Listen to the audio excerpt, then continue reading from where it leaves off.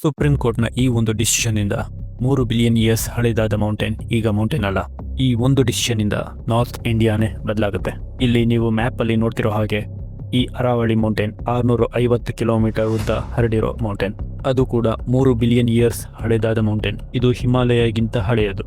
ಮುಂಚೆ ಇದ್ದ ಲಾ ಪ್ರಕಾರ ಮೌಂಟೇನ್ಗಳಿಗೆ ಸಿಂಪಲ್ ಡೆಫಿನೇಷನ್ ಇತ್ತು. ಯಾವುದೇ ಒಂದು ಗ್ರೌಂಡ್ ಲೆವೆಲ್ ಇಂದ 30 ಮೀಟರ್ ಎತ್ತರ ಮತ್ತು 4 ಡಿಗ್ರಿ ಸ್ಲೋಪ್ ಇರೋದು ಲೀಗಲಿ ಮೌಂಟೇನ್ ಆಗಿತ್ತು. ಆದರೆ ಇವಾಗ ಇರೋ ಹೊಸ ಡೆಫಿನೇಷನ್ ಪ್ರಕಾರ 100 ಮೀಟರ್ಗಿಂತ ಎತ್ತರ ಇರುವುದು ಮಾತ್ರನೇ ಪರ್ವತ ಅಂತ ಅನ್ಸ್ಕೊಳ್ಳುತ್ತೆ. ಆದ್ರೆ ಅರಾವಳಿಯಲ್ಲಿ ಇರೋದೆಲ್ಲ ರಫ್ಲಿ 90 ಮೀಟರ್ಸ್. ಸೊ ಹೊಸ ರೂಲ್ಸ್ ಪ್ರಕಾರ ಅವೆಲ್ಲ ಪರ್ವತಗಳೇ ಅಲ್ಲ. ಇದರರ್ಥ ಅದನ್ನೆಲ್ಲ ಮೈನಿಂಗ್ಗಳಿಗೆ ಉಪಯೋಗಿಸ್ಕೋಬೋದು ಅಂತ. ರಾಜಸ್ಥಾನ ಒಂದರಲ್ಲೇ 12,081 ಪರ್ವತಗಳಿದೆ. ಅದರಲ್ಲಿ 1048 ಮಾತ್ರ 100 ಮೀಟರ್ಗಿಂತ ಎತ್ತರ ಇರೋದು. ಅಂದರೆ 91% ಅರಾವಳಿ ಪರ್ವತಗಳಿಗೆ ಪ್ರೊಟೆಕ್ಷನ್ನೇ ಇಲ್ಲ.